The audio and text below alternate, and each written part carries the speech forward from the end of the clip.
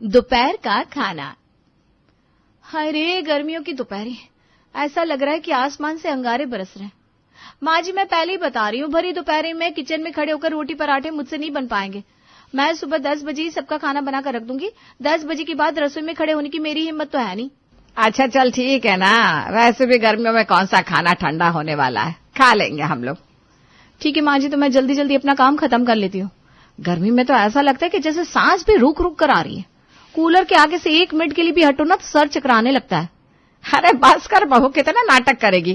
कह तो दिया मैंने कि हाँ भाई, सुबह का बना हुआ खाना खा लूंगी मैं दोपहर में। अब तू क्या चाह रही कि दिन में 1 टाइम खाना भी ना खाए हम लोग? क्या माँ जी, आप भी ऐसी बातें करती हैं? मैंने कब कहा कि मैं खाना नहीं बनाऊंगी?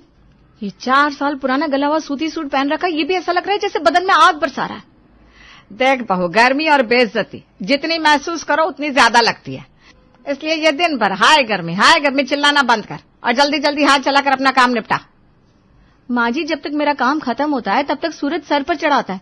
उसके बाद तो मेरे कमरे का पंखा ऐसे गरम गरम लू के थपेड़े मारता है कि मेरे तो गाल लाल लाल हो जाते।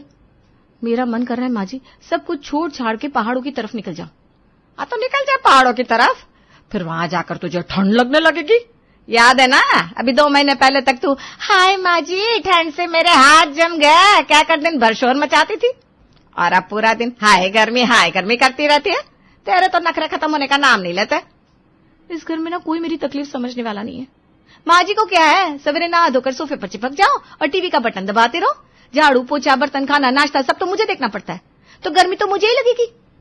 फिलहाल तो रिया की सास ने कम से कम ये कहकर रिया की चिंता थोड़ी सी कम कर दी थी कि वो सुबह 10 बजे का बना हुआ खाना दोपहर में 1 बजे खाने के लिए तैयार है। इसलिए रिया भी सवेरे जल्दी उठकर थोड़ी ठंडक में ही घर के सारे काम निपटा लेती और फिर उसके बाद गर्मी की लंबी दोपहर का आनंद लेती। अभी तक तो सब कुछ ठीक ही चल रहा था, लेकिन एक दिन भरी दोपहर सास राम प्यारी का फोन टन टन आने लगता है। हेलो, शैलजा बेटा, निकल गई तू स्कूल से? स्कूल से तो निकल गई हूँ, लेकिन पता नहीं घर पहुंचूगी कि नहीं। अरे बेटा, ऐसी बात क्यों कर रही है? घर क्यों नहीं पहुंचेगी और कहाँ जाएगी? मम्मी, घर से बाहर पांव निकाल कर देखो, तब तुम्हें पता चलेगा कि मैं ऐसा क्यों कह रही हूँ। और इतनी गर्मी हो रही है, मुझे ऐसा लग रहा है कि थोड़ी देर में पिघल कर यहीं ऑटो में चिपक जाऊंगी। मेरी तो हिम्मत जवाब दे रही है। इतनी भरी दोपहर में थपेड़े खाते हुए स्कूल से घर जाना मेरी बस का ना है। अरे कैसी बात कर रही है तू, थोड़ी हिम्मत से काम ले बेटा, इतना भी क्या घबराना गर्मी से।